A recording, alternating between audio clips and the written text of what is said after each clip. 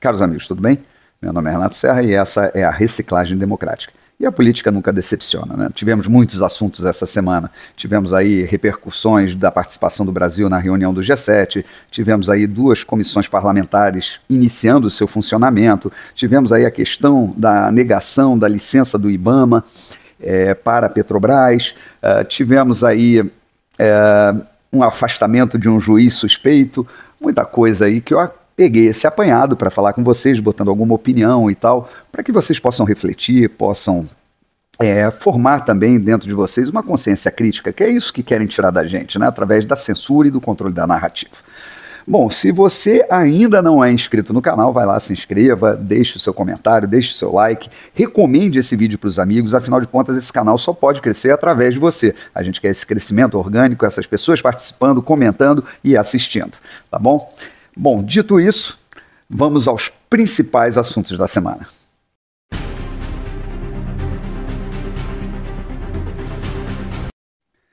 E a semana começou ainda com os reflexos da viagem internacional do presidente Lula ao Japão para a reunião do G7, as 7 maiores economias do mundo. O Brasil não participava dessa reunião desde 2009, e aí a grande imprensa foi e incensou esse fato como a volta do país ao cenário internacional, ao protagonismo internacional, à grandeza do país, mas infelizmente o que nós vimos ali nessa reunião do G7, a participação do Brasil ali protagonizada por Lula, foi um grande fiasco. Um grande fiasco diplomático, um grande fiasco em todos os sentidos, falas desastradas, realmente faz dar saudade do ex-presidente, que não era tão bom também em falas, mas em compensação não passava essa vergonha. Vergonha total e absoluta, afinal de contas, ele pretendia ser o grande mediador entre o conflito entre Rússia e Ucrânia, mostra um lado, né, explicita isso para todo o mundo, e esquece realmente do papel do país dentro dessa diplomacia internacional. Então ele bota o Brasil assim na condição de anão diplomático, país irrelevante, que nem pelo Zelensky foi, vamos dizer assim, recebido, né? Nem recebido e nem compareceu, quer dizer, simplesmente desprezou a presença do presidente Lula. Bom, de vantagem dessa viagem, só tivemos ali, mais uma vez, a gastança do dinheiro público, né, em hotéis de luxo e tal, que o presidente estava hospedado mais uma vez num grande hotel de luxo lá em Hiroshima, e a sua digníssima esposa, que contratou lá uma fotógrafa com dinheiro público para ficar fazendo lá stories para que ela pudesse publicar em sua página no Instagram. Bom, também essa semana ainda estamos com os reflexos da cassação, né? Na verdade não foi nem cassação, foi uma cassada, Deltan Dallagnol, que foi condenado por aquele ministro, o ministro tal Benedito, da missão dada e missão cumprida, que foi o relator. Na verdade, ele foi condenado por 7-0, por unanimidade, num julgamento relâmpago, que após a leitura do parecer de Benedito, em menos de 2 minutos foi dada a sentença, sendo que no parecer de Benedito foi levantadas hipóteses para a condenação. Então ele foi condenado sobre hipóteses e teve lá o seu registro cassado. Bom, isso chamou a atenção da Transparência Internacional, que se debruçou sobre o TSE agora e com certeza vai fazer os relatórios necessários a denunciar a Corte aos tribunais internacionais. Afinal de contas, a justiça eleitoral não pode ser uma ameaça à democracia. E está claramente ali que o julgamento foi um julgamento político, foi um julgamento enviesado, e que vai ter consequências, né? No próprio parlamento está havendo várias movimentações. Ives Grandra Martins já também botou o seu parecer com relação a isso, que é um grande jurista, um constitucionalista, um homem que participou inclusive da execução da Constituição. Ele dá uma saída, né, para que o Congresso não acate essa cassação, né, a defesa das prerrogativas do Legislativo, uma vez que essa decisão ela é eivada, vamos dizer assim, do devido entendimento legal. Ali houve um total extrapolação, né, da interpretação do artigo da Justiça, que previa ali que o Deltan deveria ser cassado se houvesse algum processo administrativo em andamento dentro do Ministério Público na ocasião de sua saída. E não existia nenhum processo administrativo, existiam algumas denúncias e sindicâncias que não resultaram em nada, mas que, na verdade, foi interpretado que isso poderia vir a gerar um processo administrativo. E ele foi cassado por essa hipótese, somadas a mais outras 3 hipóteses. Né? Então, uma coisa assim completamente absurda. Bom, essa semana também tivemos aí a notícia que foi rejeitada mais uma vez a licença de exploração de petróleo pela Petrobras na foz do Rio Amazonas, mais ou menos ali na costa do Amapá, na região assim a 154 quilômetros da costa, uma região de bacia sedimentar, que há a possibilidade de ter muito petróleo ali. Inclusive a Guiana Francesa já faz a exploração de petróleo e perfuração naquela área, dentro do seu, vamos dizer assim, dentro da sua costa. Bom, eu não tenho como falar muito do relatório, aliás, eu não tenho como falar nada, eu não tive em mãos esse relatório, mas eu sou uma pessoa que trabalha com aprovação, licenciamento ambiental também, e eu gostaria de me debruçar em cima de algumas nuances que podem ajudar a entender o que está acontecendo nessa área de licenciamento especificamente. Então eu vou levantar algumas hipóteses e peço que vocês reflitam sobre isso.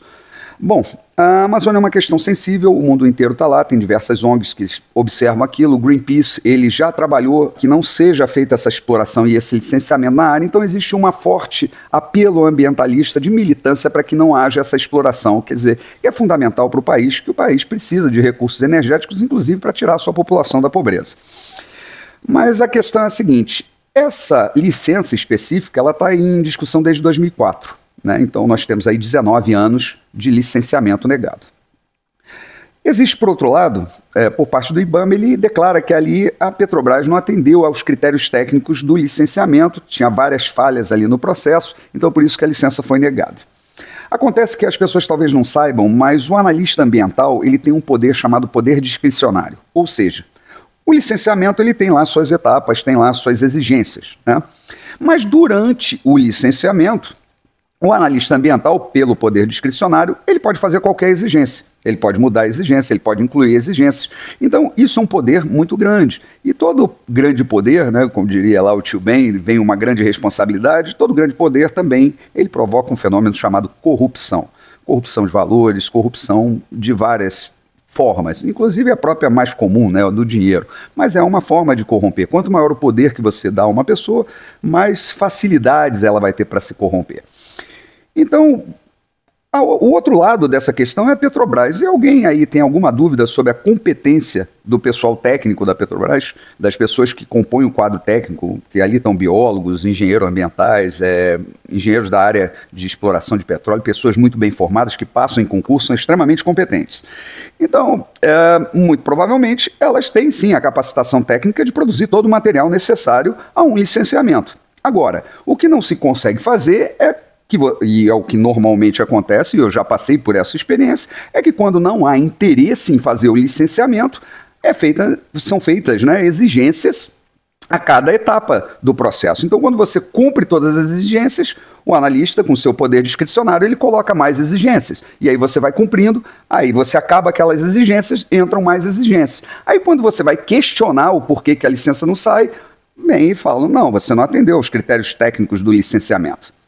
Então, uma das coisas que eu acho que tem que ser revista dentro desse processo e que deveria ser objeto aí dos legisladores é exatamente rever essa questão do caráter discricionário de um licenciamento, esse poder discricionário do analista. Isso é muito nocivo, ninguém é desfavorável à precaução em relação às questões ambientais. É importante isso, mas toda atividade humana gera um impacto, existe um risco, sempre vai existir, mas se a gente olhar a história pregressa da Petrobras, principalmente na área de perfuração, nós não temos registros de nenhum acidente desde que ela começou a fazer esse tipo de trabalho. Então, uma empresa extremamente capacitada, não quer dizer que nunca vai acontecer um acidente, mas a gente vê que a empresa é capaz de fazer essa exploração e ela é fundamental para levar desenvolvimento para aquela região tão miserável do país.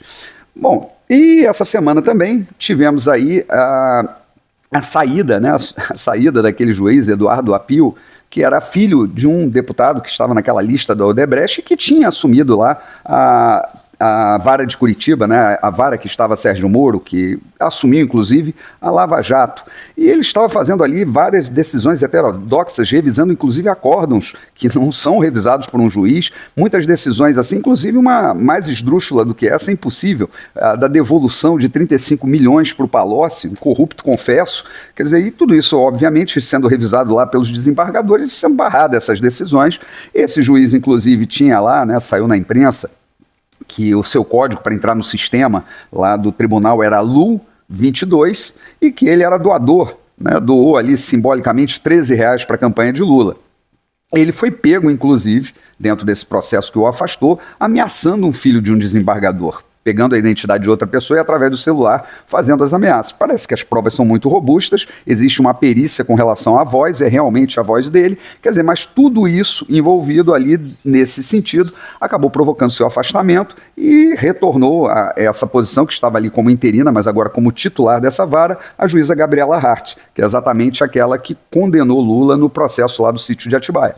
Então, é muito interessante, porque retoma-se um pouco a rédea do combate à corrupção, dessas revisões malucas desse processo, que na verdade botou muito corrupto na cadeia. E é óbvio que aí está havendo uma vingança muito grande, porque no país como o Brasil, em que o crime compensa, né, e o grande crime sempre compensou, essas pessoas que foram ali punidas pelos seus atos estão extremamente inconformadas e querem exatamente reverter essa situação para falar que o Ministério Público e o juiz da Lava Jato, o Moro, que foram os grandes responsáveis por todo o que aconteceu no país desde 2009, principalmente a crise que se seguiu ao governo do PT.